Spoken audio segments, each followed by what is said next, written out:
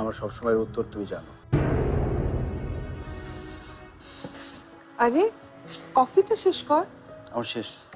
By. বেরিয়ে যাচ্ছ? হ্যাঁ, তুই বের হবি? হ্যাঁ, এম্বাসিতে যেতে হবে। অবশ্য হাতে সময় আছে। আচ্ছা তুমি যাও, আমি পরে আসছি। তুই কি নেক্সট উইকে চলে যাবি? সব কনফার্ম? হ্যাঁ ভাইয়া, কনফার্ম। ওদের অফারটা আমার ক্যারিয়ারের জন্য একটা ট্রাম্প কার্ড। সো হেলায় হারাতে চাই। তোকে রেসপন্সিবল দেখে খুব ভালো লাগছে। এখন তোকে আরেকটা রেসপন্সিবিলিটি পালন করতে হবে। মাকে ডক্টরের কাছে নিয়ে যেতে হবে। আমি অ্যাপয়েন্টমেন্ট নিয়ে রেখেছি। আরে না, আমার কিচ্ছু হয়নি, আমি ভালো আছি। তোকে বললাম না কোনো ডক্টরের কাছে আমি যাবো না।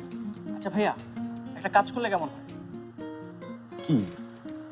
আমি তো আমেরিকা যাচ্ছি, মাকেও যদি নিয়ে যাই, ওখানে কিছুদিন থাকাও হলো, ট্রিটমেন্টটাও হলো। আরে সেটা তো খুবই ভালো হয়। কি বলো মা? ইম্পসিবল।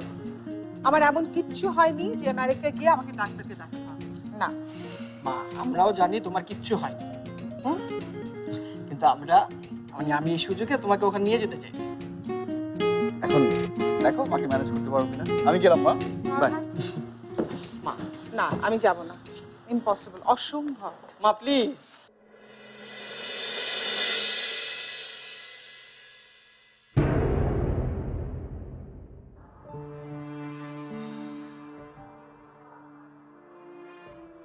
স্যার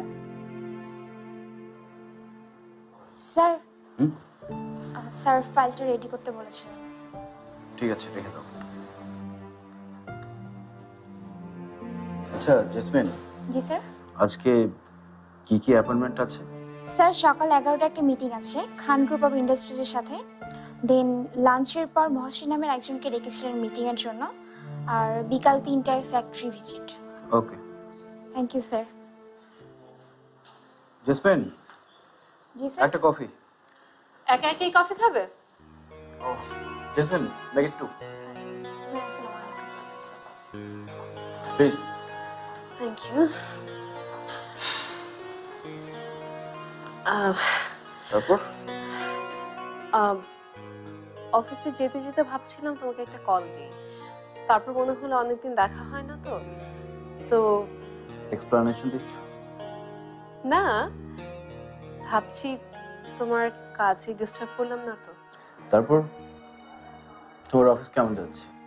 ওই তো সেম কাজ, সেম রুটিন, সেম সবকিছু, আমার কিছুই বদলায়নি।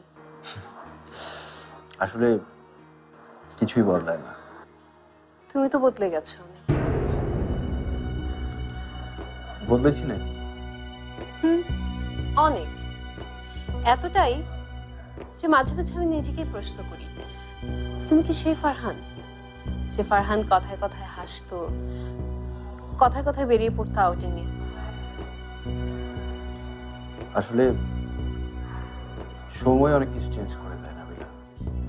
দেয়, আমিও জানতাম দেয়, কিন্তু এতটা যে বদলে দেয় তা আমি জানতাম না ফারহান। আর আমার তো এখন মাঝে মাঝে তোমাকে অপরিচিতই মনে হয়।